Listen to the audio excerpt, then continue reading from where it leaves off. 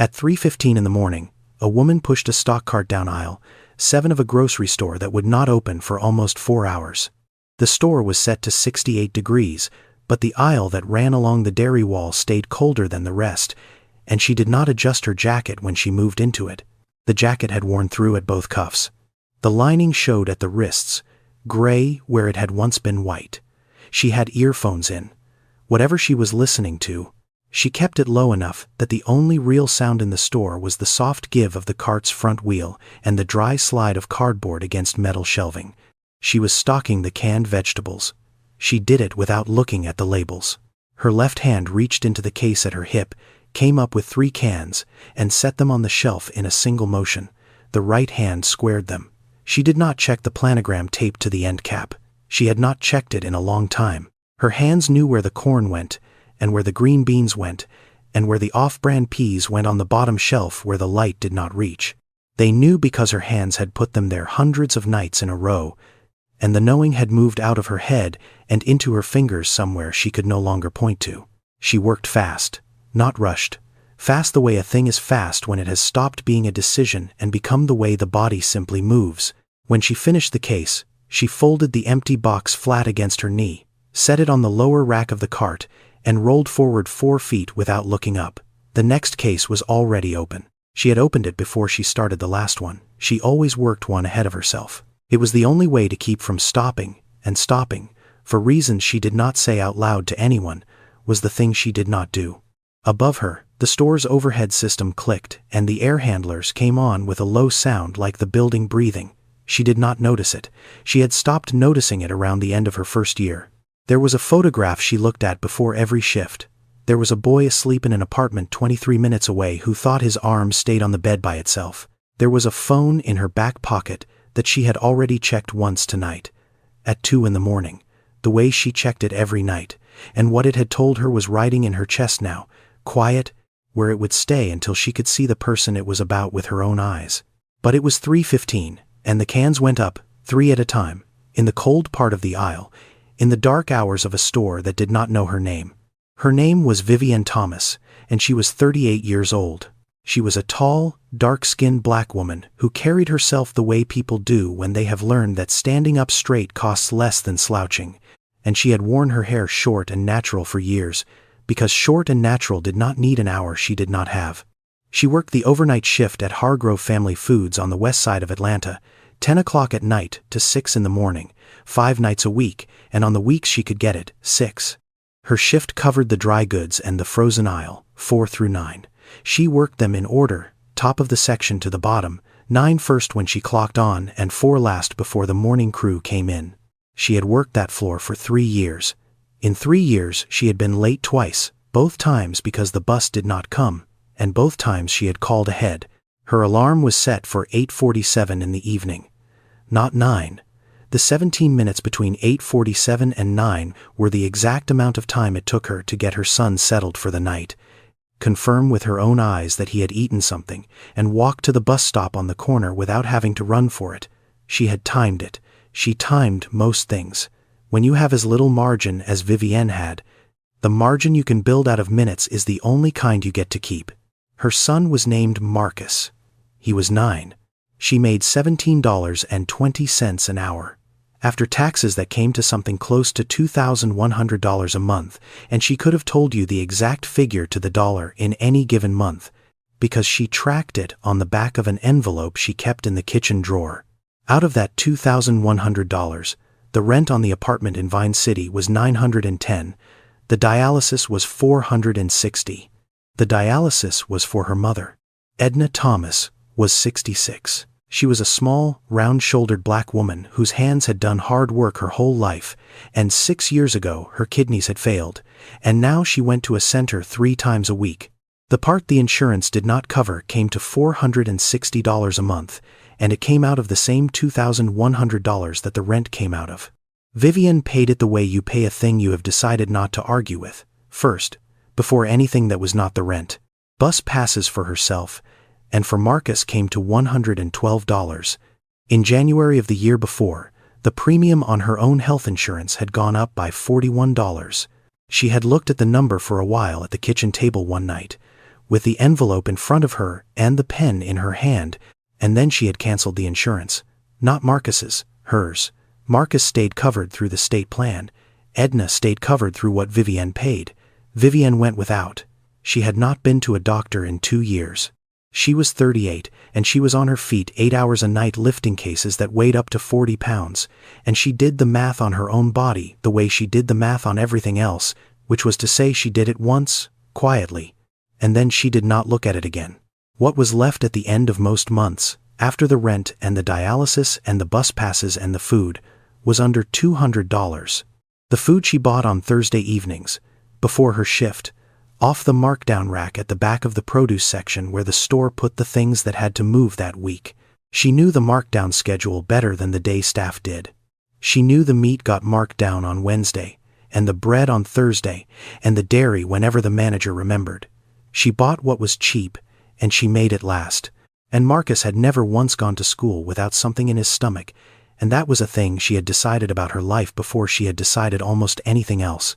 There was a kind of art to it that no one would ever call an art. She knew which cuts of meat went furthest in a pot. She knew that a bag of dried beans cost $1 and fed them 3 nights. She knew that the orange-stickered bread, a day from its date, froze fine and toasted up like it had never been close to going. She kept a running total in her head as she filled the cart, not on paper, in her head, and she had gotten so good at it that she could land within $1 of her budget without ever looking surprised at the register. The cashiers on the Thursday evening shift knew her.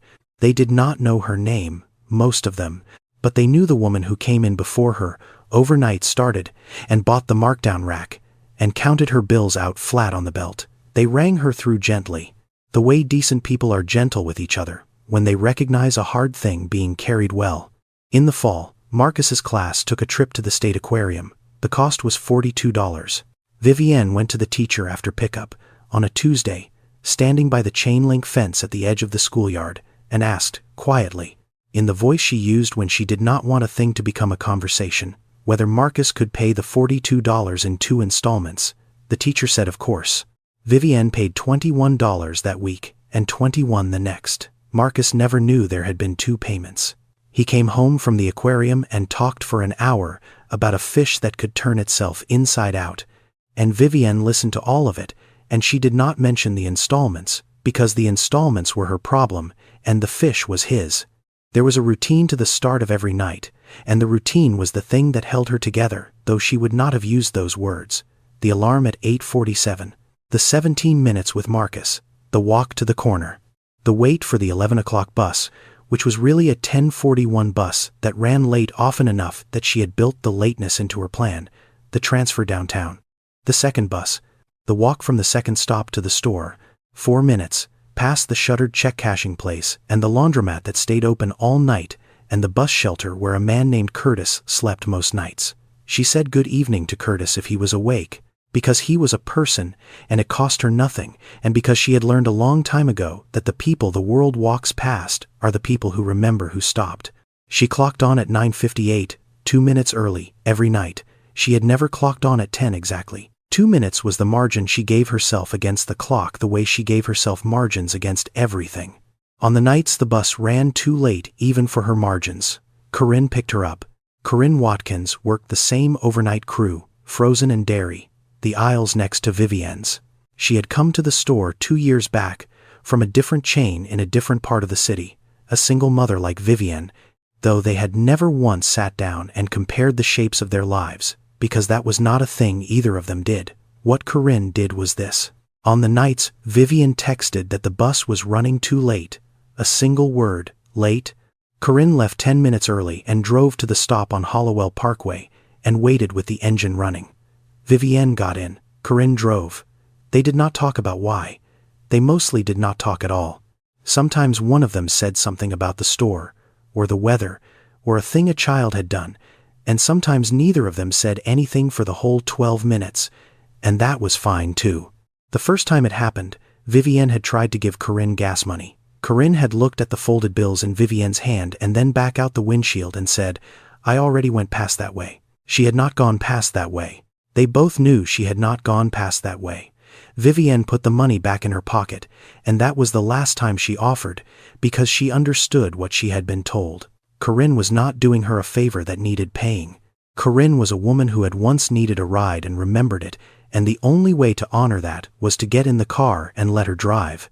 Vivienne did not complain about any of this, not to Corinne, not to the people she worked with, not to Edna, who had enough, not to Marcus, who was 9. There was no one in her life she complained to, because at some point complaining had come to seem to her like a thing that used energy she had already assigned to something else. She had learned how to work this way from her mother. When Vivienne was 11, there was a week with no school and no one to watch her, and so for that week, she went with Edna to the commercial laundry where Edna worked the overnight shift.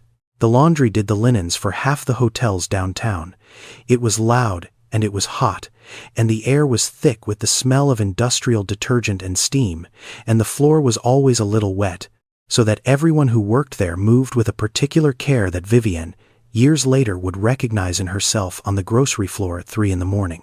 Edna stood at a folding table under a fluorescent light for 8 hours a night folding sheets. The other women at the laundry called Edna by her name, and Edna called them by theirs.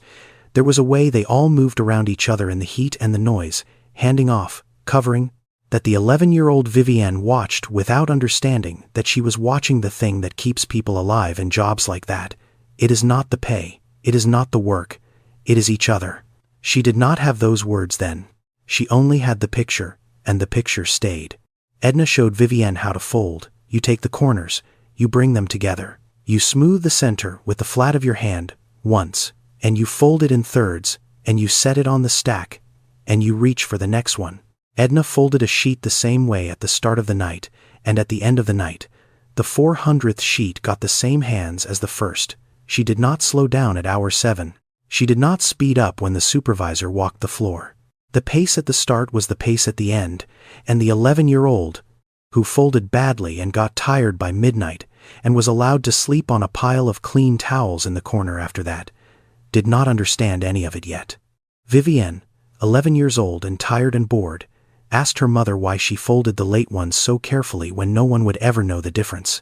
Edna did not stop folding. She said, "The work didn't make your bad nights, don't give it to them." That was all she said. She did not say it again, not that week, and not in the years after, and Vivienne could not have told you, at 11, that she had been handed the thing she would build the rest of her life on. But she folded the next sheet the way her mother folded it. And 27 years later, in a cold grocery aisle at 3 a.m, the corn went up 3 cans at a time, and the last can in every row sat squared and even, because the work had not made her bad nights either, and she had decided a long time ago not to give it to them. There had been a different life that almost happened. Vivienne had gone to Georgia Perimeter College for nursing. She had finished 2 years. She had been good at it, better than good, the kind of student the instructors remembered, and in her 2nd year she had started the clinical rotations. And for the first time in her life, she had stood in a hospital in scrubs with a badge that had her name on it and felt the specific feeling of being exactly where she was meant to be. Then Edna's kidneys failed. The math was not complicated, which was the cruel part of it. Tuition was $6,400 a semester. The dialysis, in those first months before they had sorted out the coverage, cost more than that. There was money for one of those things. There was not money for both. There was no version of the arithmetic in which a daughter chooses the semester over the mother, and Vivienne did not look for one. She filed for a leave of absence, because a leave of absence sounded like something you came back from, and she told herself it was temporary, and that was 6 years ago, and she had not gone back. She kept the textbooks. They were on the shelf above Marcus's bed. He used the thick one, the anatomy text, as a footrest when he sat up reading at night. Vivienne had not opened them in 4 years. She did not need to open them. She knew what was in them. That was the part that sat with her on the long nights, not that she had lost the books, but that she had kept the knowing, and had nowhere to put it. She used the knowing anyway, in the only place it would go. She used it on her mother. She read the dialysis notes, and understood them where another daughter would have had to call and ask. She knew what the numbers on Edna's lab sheets meant, and which way they were supposed to move. She knew, when a nurse used a particular word, whether it was a word that meant wait and see or a word that meant come now. The training that had been meant to make her a nurse in a hospital had made her, instead, the one person who could stand between her mother and the machinery and translate. There were nights she thought that was a smaller life than the one she had wanted, and nights she thought it might be a larger one, and she did not let herself land on either, because landing on it would have meant looking at it, and she did not look at it. She had not failed at nursing. She wanted that understood, though there was no one she said it to. She had not given up, and she had not fallen short. She had done the math and chosen her mother, and the choice had been correct, and it had cost her the only thing she had ever wanted purely for herself, and she carried both of those facts at the same time without letting either one win. On her days off, in the afternoons before she had to be back for Marcus, she went to see Edna. Edna lived in a senior building off Cascade Road, 1 room and a kitchenette, clean and small and full of the few things she had kept.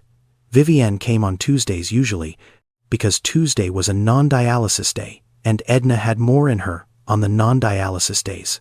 They did not do much. Vivienne brought groceries. She put them away in the small kitchen the way her mother liked them put away, cans facing out, and Edna sat in the chair by the window and watched her do it and did not offer to help because the watching was its own thing between them, the daughter's hands moving in the mother's kitchen, the way the mother's hands had once moved in the laundry. Edna asked about Marcus. Vivienne told her about the fish list, the 1 star, the inside-out fish. Edna laughed, a thin laugh now. The kidneys had taken some of the air out of her, and she said the boy got his stubbornness honest, from both sides, and Vivienne said she supposed he did. They did not talk about money. They had a rule about it without ever having made the rule, which was that the $460 was never spoken of in that room, because to speak of it would have been to make Edna carry it, and Edna had carried enough. Once, only once, near the end of a visit, Edna had said, looking out the window, "You should have finished your school." And Vivienne, putting on her coat, had said, "I did the part that counted."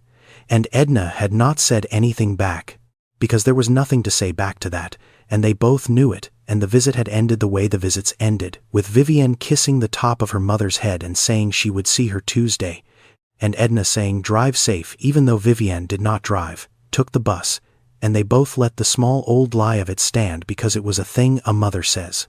Marcus slept on his side, always, with his right arm hanging off the edge of the mattress, the hand nearly touching the floor.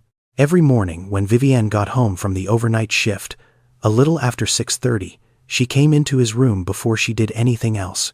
She did not turn on the light.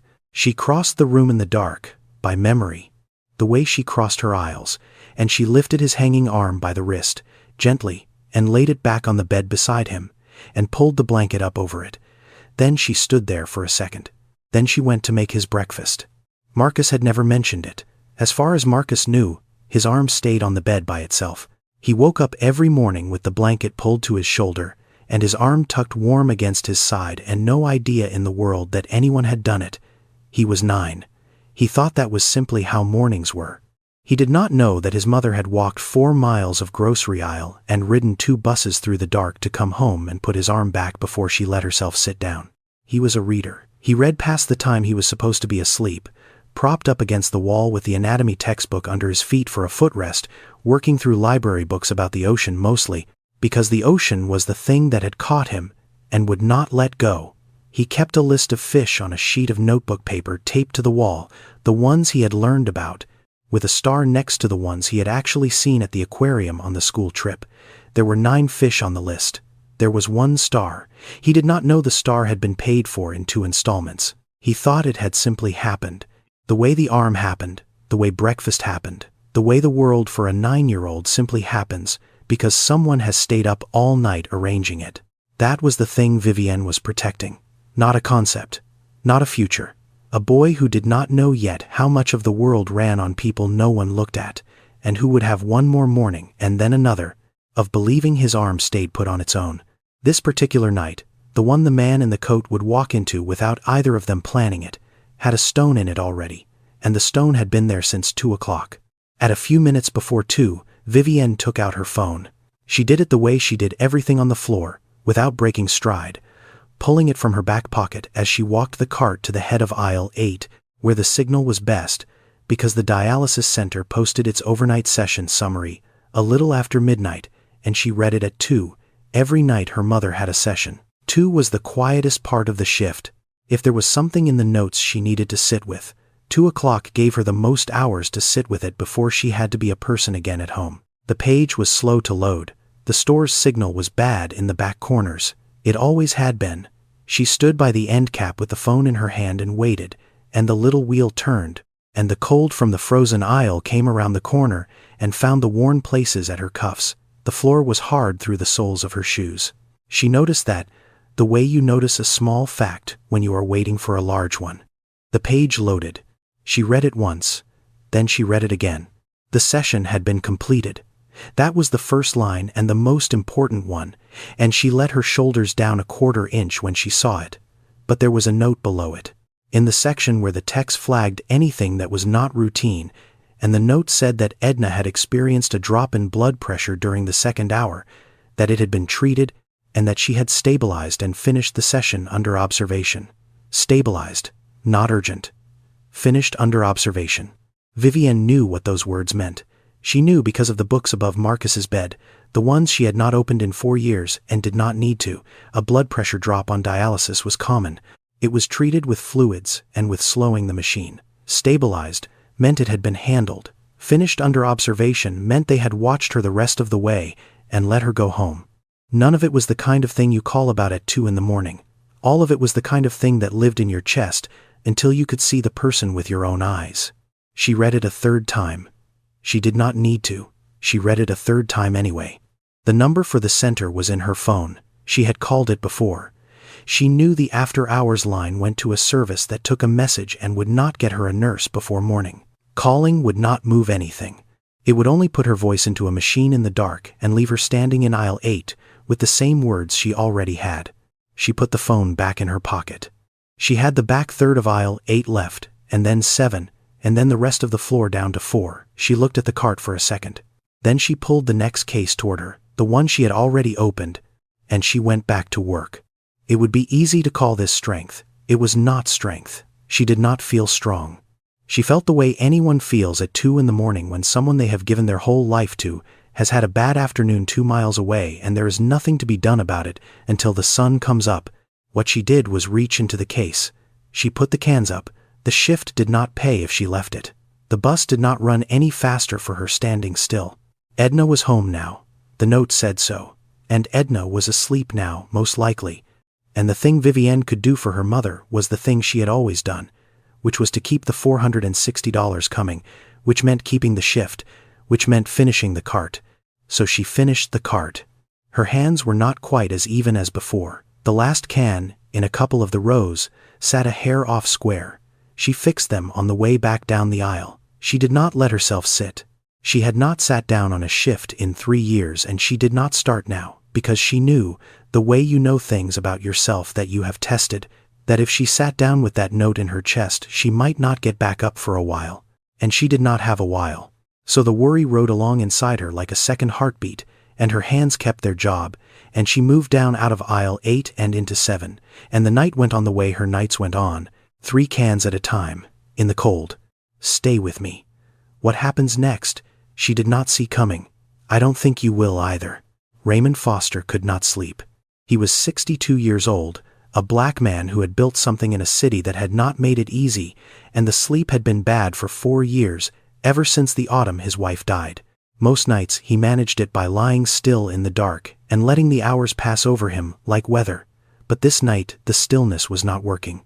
At 1:30 in the morning he gave up on it and went down to the office he kept at the back of his house, and he turned on the lamp, and he spread out the quarterly reports across the desk, the way he had spread out 1,000 sets of numbers across 1,000 desks in his life. Raymond owned Hargrove Family Foods, 3 stores. He had not built the name. The name had come from his father-in-law, Walter Hargrove, who had opened the first store in 1968, when a black man opening a store on that side of town was not a small thing to do. Raymond had married Walter's daughter Gloria and learned the business at Walter's elbow and taken it over when the old man retired. He could have changed the name to Foster Foods at any point in the last 30 years. He never had.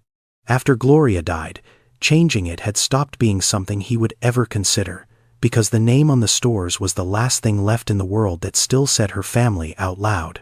The business was worth All told, a little over $4 million, most of it the buildings and the inventory. Raymond was not a rich man the way the magazines mean rich. He was a man who had built something solid over 40 years and then, at some point he could not name, had stopped walking through the thing he built and started only reading about it. He read the numbers now the way other men read the sports page. Margins. Shrink. Labor as a percentage of sales. The West Side Store's overnight labor line was where it had been for 3 years, steady, unremarkable, exactly inside the budget. He approved every quarter without a second look. He approved it because it worked. He did not think about who it was. The line said overnight stocking, and a number, and the number was right, and a number being right was, for Raymond, the end of the conversation. He had a philosophy about this, and he had said it out loud enough times that the people who worked near him could have recited it. The numbers tell you everything you need to know. If the margins are right, the store is right. Everything else is sentiment, and sentiment does not stock a shelf. He had believed something like that for a long time. After Gloria died, he believed it harder, because sentiment was the thing that hurt, and a man who has decided that only the numbers are real does not have to feel the rest of it. Gloria had not believed it. Every Sunday morning of their marriage, before the stores opened, Gloria had walked them. All 3. She started at the West Side Store at 6 in the morning with a small notepad and a pen, and she went aisle by aisle, and she talked to everyone she found. The man waxing the floor. The woman facing the cereal. The kid breaking down boxes at the back.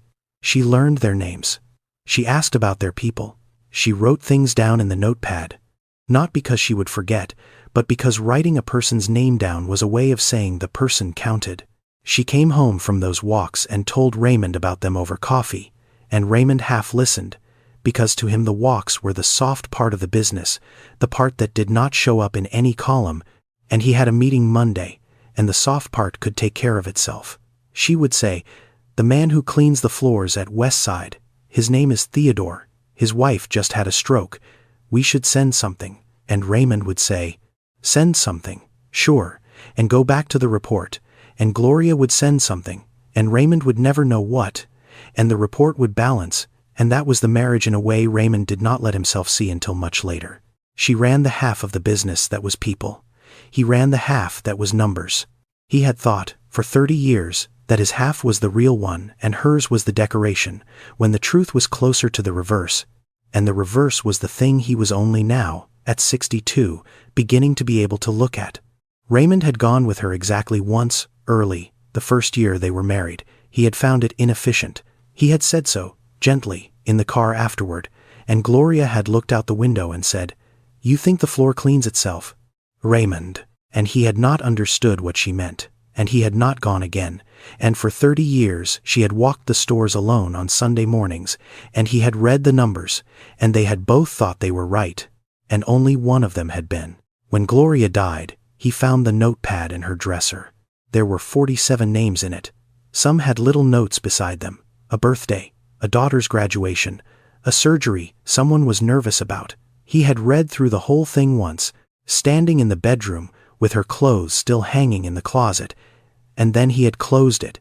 Because of the 47 names, he recognized 16. The other 31 were people who had worked in his stores, some of them for years, some of them for as long as he had owned the place, and he did not know who they were. His wife had known all 47. He had known 16. And the gap between 16 and 47 was the exact size of the thing he had decided not to look at. He put the notepad in the desk drawer. He did not open it again. That was 4 years ago. The notepad was still in the drawer tonight, 11 inches from his right hand, while he read the quarterly reports at 2 in the morning and the overnight labor line sat there being correct. At 2:45 he stopped reading. The numbers had stopped doing the thing they usually did, which was to quiet him. He sat in the lamplight for a while. Then he got up, took his keys off the hook by the door, and drove to the West Side Store, because sitting still in the house had become unbearable and he did not have anywhere else in the world he knew how to go. The drive took 20 minutes at that hour, through streets he had driven 10,000 times and never looked at. He passed the distribution hub his company leased, dark and shuttered. He passed the corner where the bus stopped, a glass shelter with a bench inside it, empty now, and he did not think anything of it. Raymond did not know that anyone he employed rode that bus. He did not know that the woman whose work he was driving toward sat in shelters like that one twice a night, going and coming, in the dark. He passed a man asleep in another shelter and looked away, the way he had trained himself to look away, and kept driving. He had not driven himself anywhere at 3 a.m. in years. There was a quality to the city at that hour that he had forgotten. Almost no cars.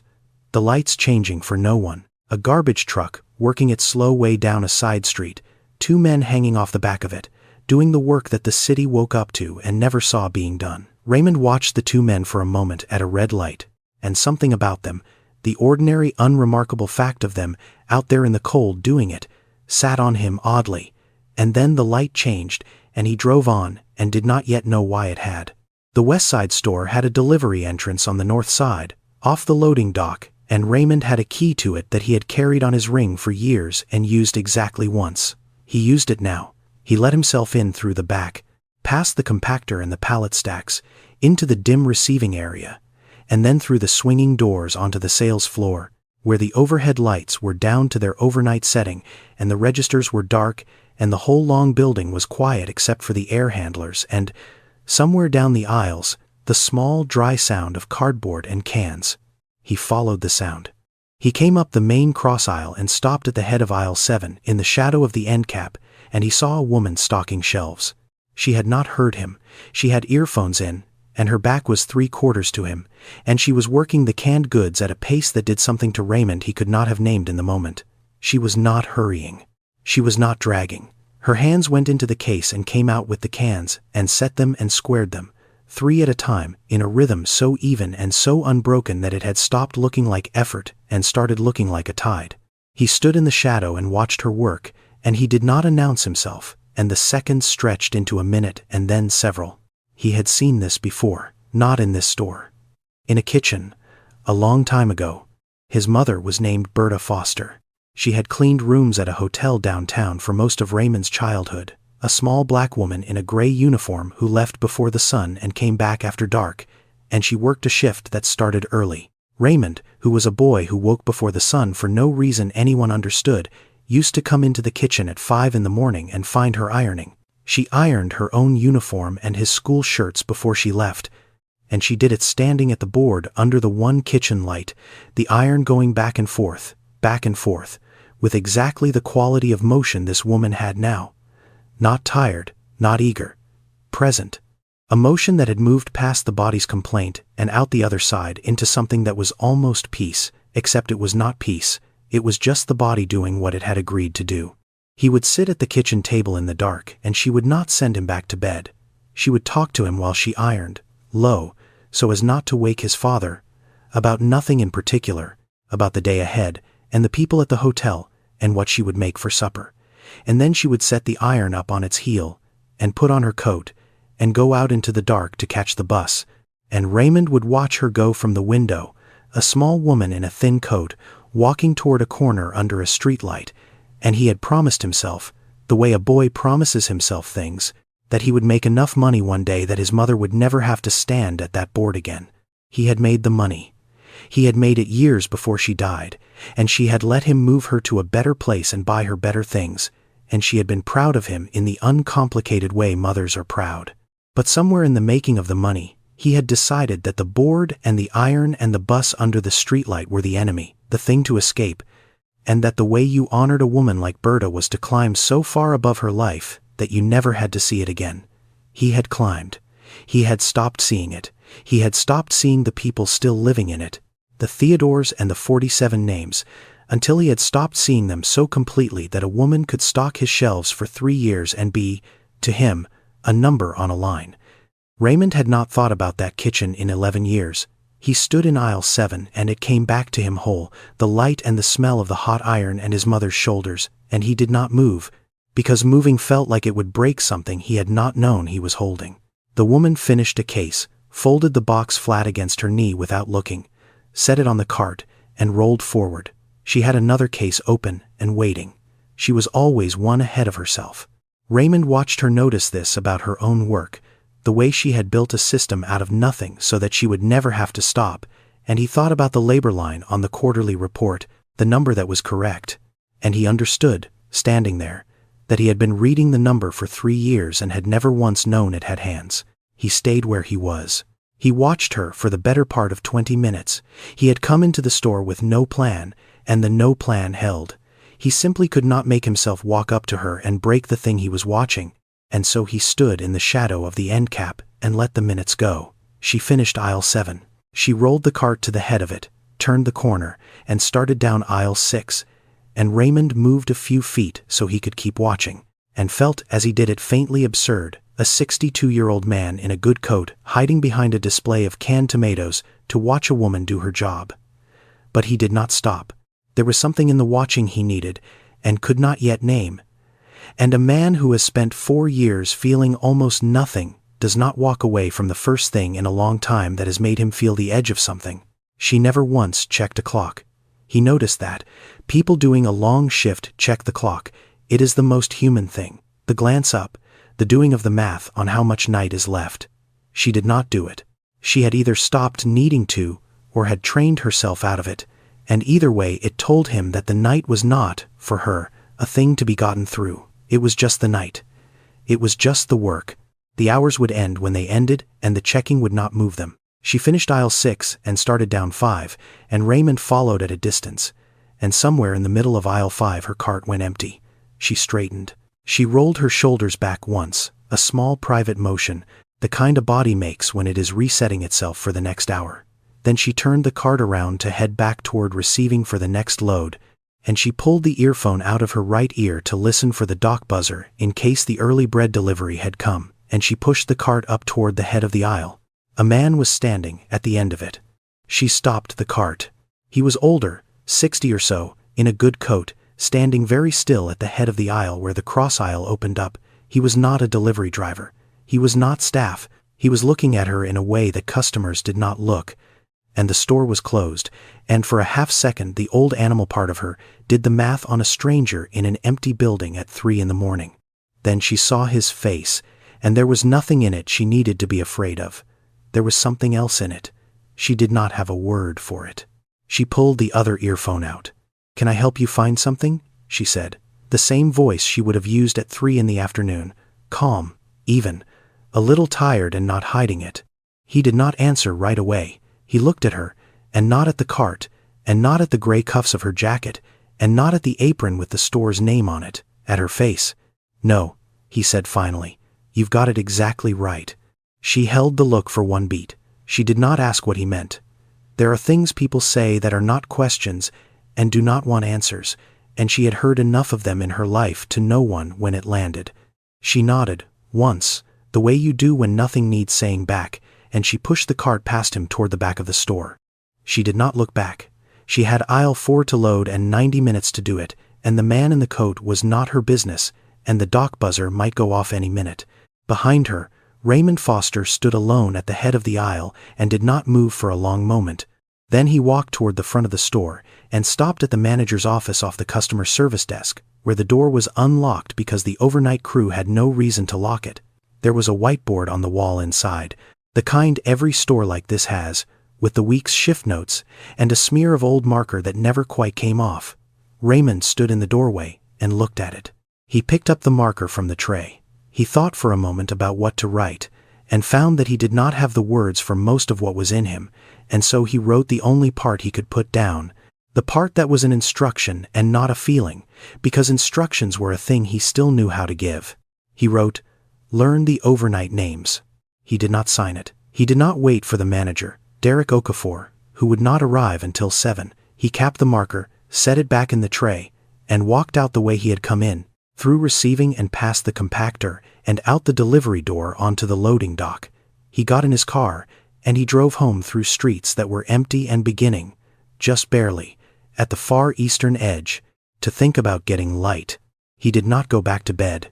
He sat in the office with the lamp still on and the quarterly reports still spread across the desk where he had left them, and at 7 o'clock in the morning, when the sky had gone fully gray and then white, he reached down and pulled open the bottom drawer of the desk for the first time in 4 years, and took out Gloria's notepad. He opened it. The 47 names were where they had always been, in her small slanted hand, some with the little notes beside them. He read through all of them. He read the 16 he knew, then he read the 31 he did not, slowly, one at a time, the way you read names off a wall, and when he got to the end he turned back to the first page and read them again, because he had spent 4 years not reading them, and there did not seem to be any reason left not to. Stay with me. What he does with that notepad is the part I keep coming back to. The store opened at 7, the way it did every day. The morning crew came in and clocked on and found the shelves full, every aisle faced and squared, the way they always found them, and not one of them thought about it, because a thing that is always done well stops being noticed, which is the cost of doing a thing well every single time. Derek Okafor came in at 7 and went to his office and saw the whiteboard. He stood there reading the 4 words for a while. He did not know whose hand it was. He asked the morning crew. None of them had written it. He looked at it again, learned the overnight names, and because Derek was a decent man who had simply never been asked, he took out his phone and opened the scheduling app and looked, for the first time, at who actually worked his store between 10 at night and 6 in the morning. There were 6 names. He knew 2 of them. One of the 4 he did not know was Vivienne Thomas. 3 years.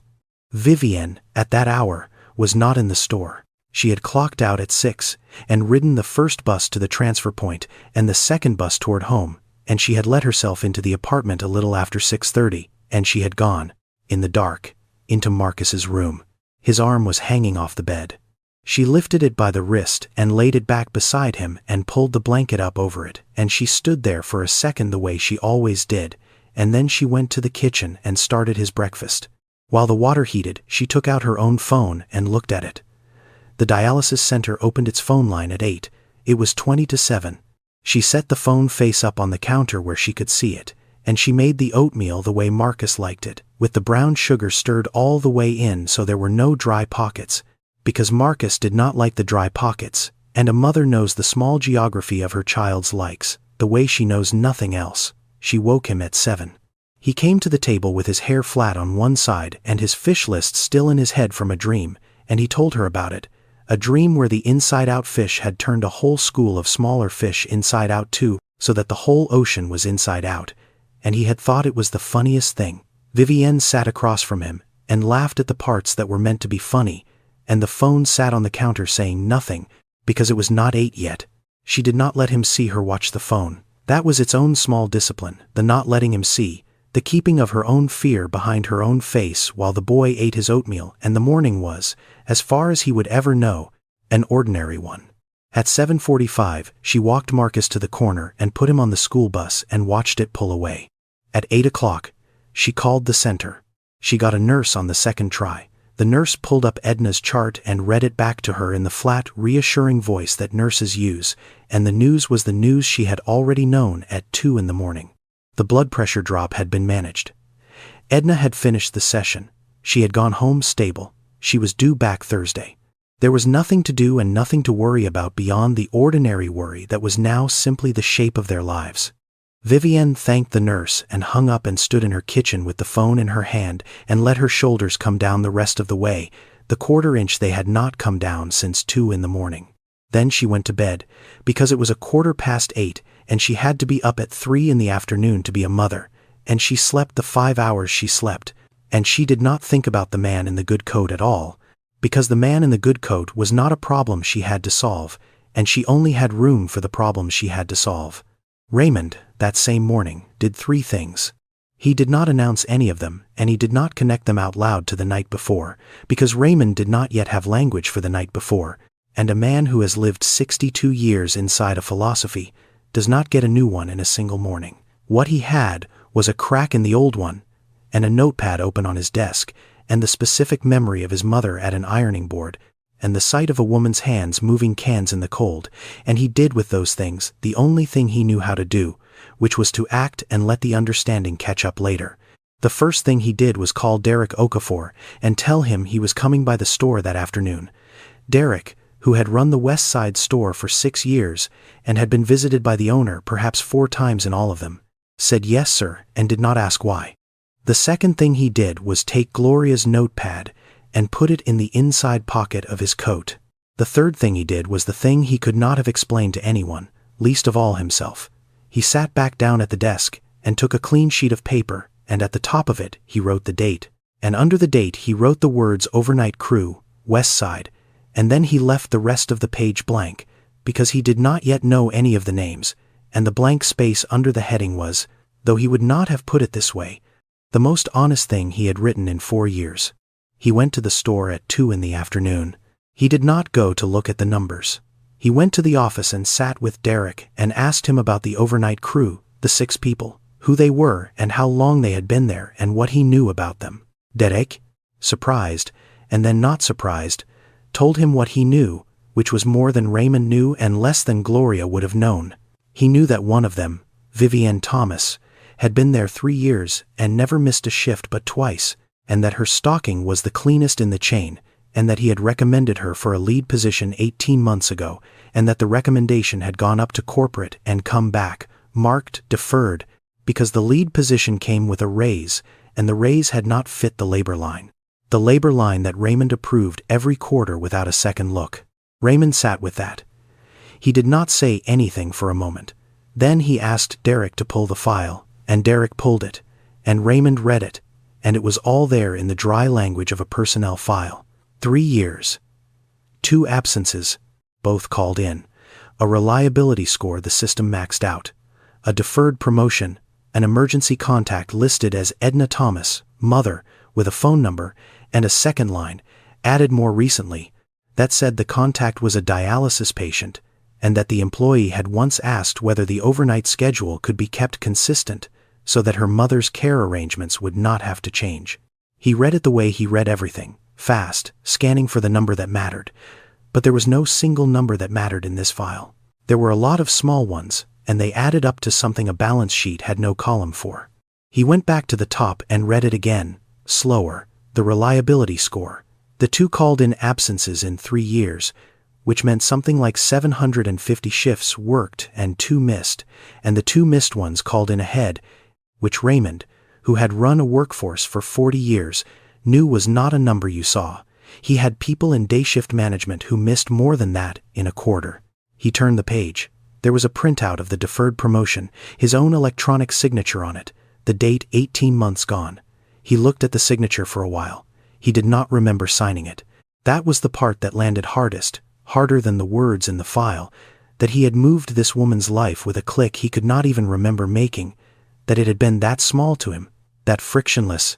A Tuesday afternoon and a queue of approvals and a number that did not fit, and a deferral that took half a second and changed nothing he could see and everything he could not.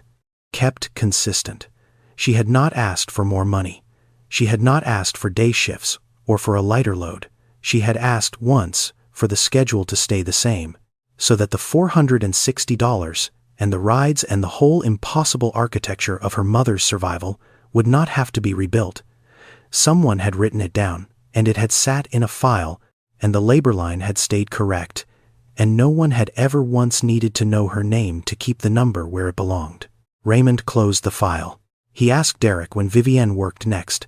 Derek said she was off tonight and back tomorrow, 10 o'clock. Raymond nodded and stood up and said he would come back tomorrow night, and Derek, who had now had the owner in his store twice in 2 days after 4 times in 6 years, said yes sir again, and watched the man leave, and could not for the life of him have told you what was happening. Raymond went home and did not sleep again, but it was a different not sleeping than the 4 years behind him. The 4 years had been a stillness he lay inside while the hours went over him. This was something with a shape to it. He sat at the desk with the blank sheet of paper that said Overnight Crew, West Side, and the notepad open beside it, and at some point in the middle of the night he picked up the pen and wrote one name under the heading, Vivienne Thomas, and beside it, because he had read the file and because his wife had taught him 30 years too late how this was supposed to be done, he wrote, Mother on dialysis. Asked once for the schedule to stay the same. 3 years. Never the money.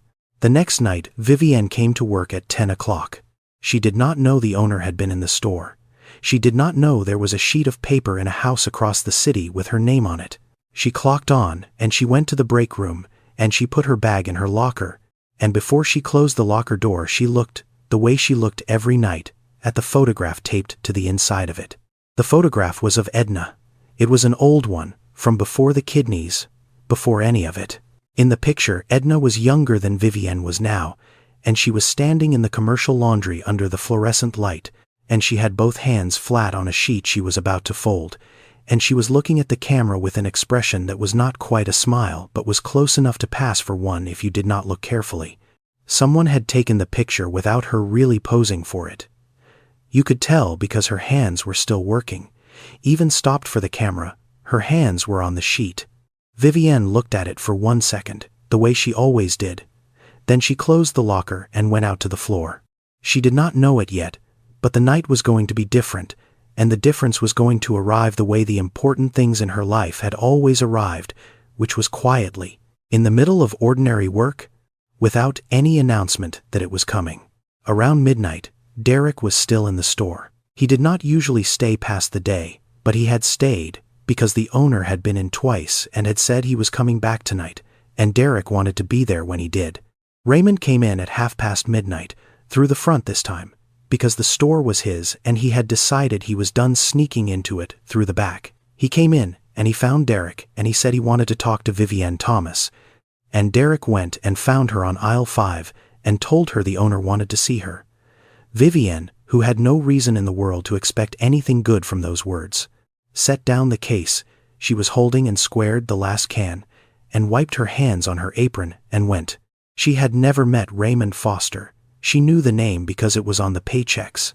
She walked up to the front of the store where he was standing near the customer service desk, and she stopped a respectful distance away, and she waited, because she had learned a long time ago that when a powerful man sends for you, you let him talk first.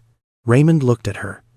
In the better light of the front of the store, she looked tired in the specific way of a person who is tired all the way down and has organized her life around it.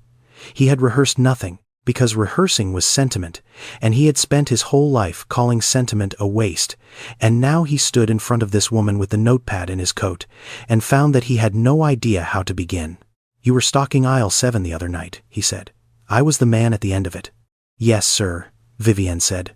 She had placed him now, the good coat, the face she'd had no word for. "I remember. I own this store," Raymond said. "These stores, all 3.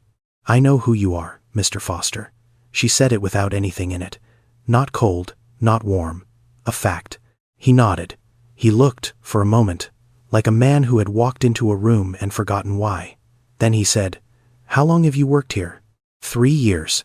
"And you take care of your mother." It was not a question, and Vivienne let it stand as one anyway. Her face did a small thing, a tightening around the eyes that she controlled almost before it happened, because the file was the file, and she had not told anyone in this store about her mother except the once when she had asked about the schedule. A powerful man knowing the inside of her life was not a thing that had ever once turned out well for her. "I do," she said.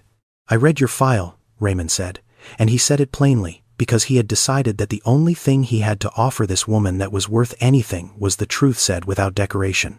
"Yesterday. I want you to know I read it. There's a note in there. You asked one time for the schedule to stay the same, so your mother's arrangements wouldn't have to change." "That's right. You didn't ask for anything else?" "No, sir." "Why not?" Vivienne looked at him.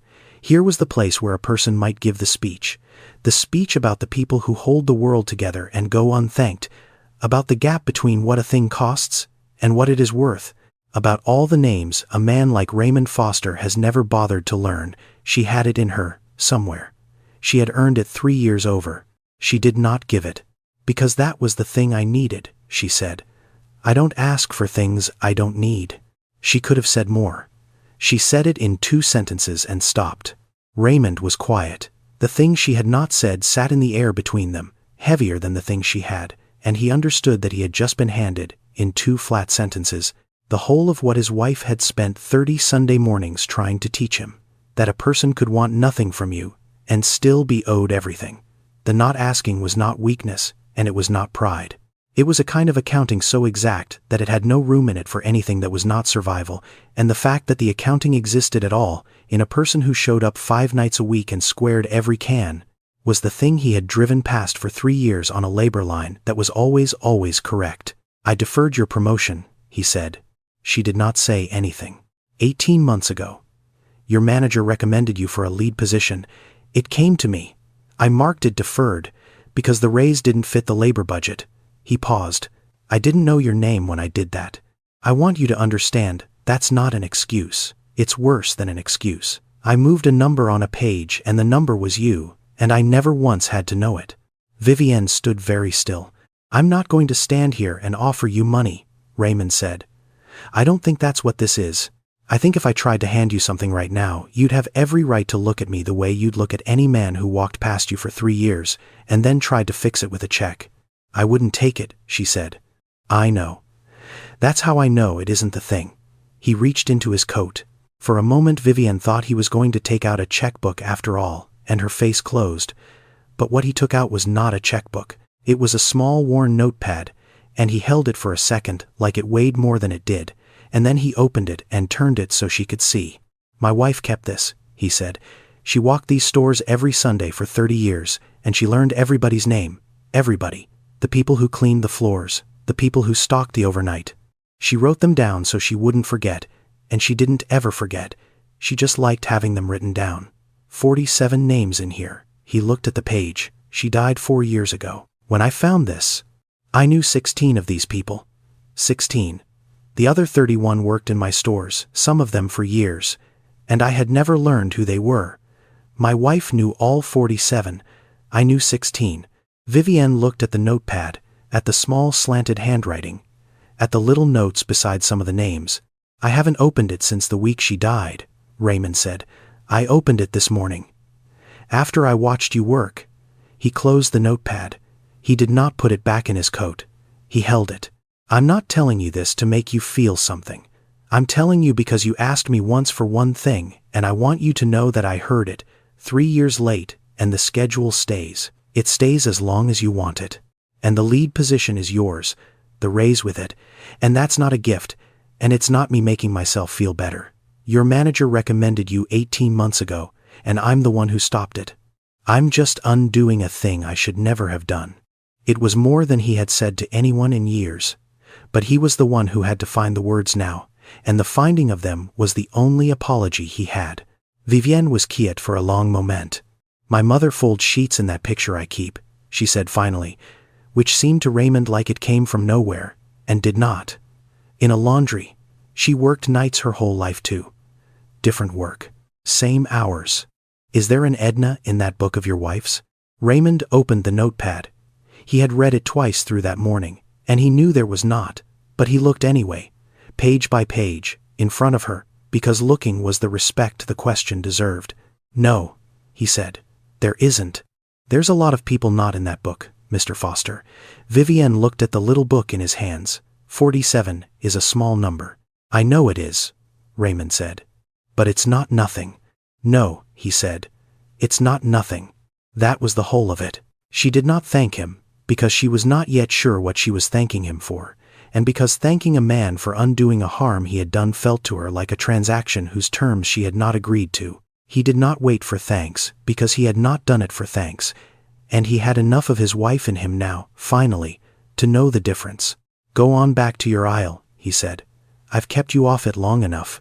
And Vivienne nodded, once, and turned, and went back to aisle 5, where the case was waiting half-stocked the way she had left it, and she picked it up and squared the cans and kept going, because the shelves did not care what had just happened by the customer service desk, and neither, she would have told you, did she? Though that was not entirely true, and she knew it was not. Raymond stood at the front of the store a while longer. Then he found Derek, and told him to write up the lead position effective immediately, and to send it to corporate marked, approved, owner, and that if it came back deferred this time he would come down himself and find out who had touched it. Derek said, "Yes, sir," and this time there was something different in how he said it. Raymond left through the front door. It was a little after 1 in the morning. The night was cold and clear, and the parking lot was empty except for his car and Vivienne's absence of a car, because Vivienne took the bus, which was a fact Raymond had read in no file and worked out for himself on the way to the door, and which sat on him heavier than most of what he had read. He drove home. He did not look back at the store. The lead position came through. It was not deferred. It came with a raise of $3.10 an hour, which on a 40-hour week, 50 weeks a year, came to a little over $6,000, which was, almost exactly, a semester of tuition at Georgia Perimeter College, though no one had planned it that way, and Vivienne did not point it out, and Raymond never knew the number meant anything in particular. She did not go back to nursing school, not that year. The lead position meant more hours of a different kind, training the new overnight people, and the raise went where every dollar in her life went, which was into the architecture that kept her mother alive and her son fed, and the textbooks stayed on the shelf above Marcus's bed where they had been. But the margin got a little wider. The under $200 at the end of the month became something closer to $400. One month she took 30 of it and bought Marcus a pair of shoes that were not from the markdown rack. He wore them out and never knew they were the first new thing his mother had bought in a year. Edna's blood pressure held, mostly. There were other notes on other nights, because that is what dialysis is, a long managed decline that you measure in good weeks and bad ones. Vivienne kept checking the summary at 2 in the morning. The schedule stayed the same, the way Raymond had said it would, and the rides stayed the same, and the whole impossible structure held, because the one thing she had ever asked for had finally been given, and it turned out to be the thing that mattered most. She did not become someone else. She wanted that understood, though again there was no one she said it to. She did not transform. She expanded, the way a thing expands when you give it one more inch of room. She was the same woman who folded the late sheets the way she folded the early ones. She had just been handed, after 3 years, an inch. Corinne still drove her on the late nights. The lead position did not change that, because the bus did not run any better, and the money did not buy a car, not yet. On the nights Vivienne texted the single word, late, Corinne still left 10 minutes early and waited at the Hollowell Parkway stop with the engine running. The only thing that changed was that Vivienne was Corinne's lead now, and the first thing she did with the position was put Corinne in for the day crew opening. Corinne had wanted for a year, the one with the hours that would have let her see her own kids off to school. Corinne got the transfer. On her last overnight, she drove Vivienne home one more time, and at the stop Vivienne said, "I already went past that way," and Corinne laughed, which she did not often do, and that was the whole of the goodbye. Because they were not people who made goodbyes into more than they were. Raymond came to the store sometimes after that, not often, once a month, maybe, at odd hours, and he did not look at the numbers when he came. He walked the aisles. He had a notepad of his own now, a new one, and he was filling it slowly with names, and he was bad at it, much worse than Gloria had been, because he had started 30 years late and the muscle was not there. But he was doing it. The overnight crew got used to seeing him. The whiteboard note had long since been erased, but somebody on the day crew had heard the story of it, and the words had passed into the kind of thing people said around that store, learn the overnight names, half a joke and half not, and Derek let it stay that way, because some things are better as half a joke that everyone understands than as a rule on a wall. None of that is the ending. The ending is smaller than all of that, and it is the only part that matters. It was a Friday morning in the spring. A little before 6. Vivienne finished her shift. The store was full and faced and squared, aisle 4 through aisle 9 every row, the last can in each one sitting 1 centimeter back from the edge, the way she set them, the way she had always set them, for a reason she had never once thought about and no one had ever noticed. She walked back to the break room. She was tired in the all the way down way, because it had been a 6-night week, but it was the good kind of tired, the kind that ends in a bus ride home and a boy's arm that needs putting back. She opened her locker. The photograph was there, taped to the inside of the door where it had been for 3 years. Edna in the laundry, younger than Vivienne was now, both hands flat on a sheet she was about to fold, looking at the camera with the not quite smile, her hands still working, even stopped for the picture. Vivienne looked at it for 1 second. Then she closed the locker. She picked up her bag and put it over her shoulder. She walked out through receiving, past the pallet stacks and the compactor, and pushed open the delivery door onto the loading dock, the same door she had come in through 10 hours before. Outside, the sky had gone from black to the gray that comes before it goes white, and at the eastern edge of it there was the first thin line of color. She did not look at it. She crossed the dock and went down the steps and out to the bus stop on the corner, and she sat down on the bench, because the bus would be 11 minutes, and she had earned the 11 minutes of sitting. She took out her phone. It was a Friday, a dialysis day. The night summary would have posted at midnight, and she had read it at 2, and it had said completed, no notes, and she had let her shoulders down then, and they were still down now. She dialed her mother anyway. Edna would be awake. Edna was always awake by 6. The nights had never let go of her either. The phone rang. Vivienne sat on the bench in the growing light with the phone against her ear. And it rang, and she waited for her mother to pick up.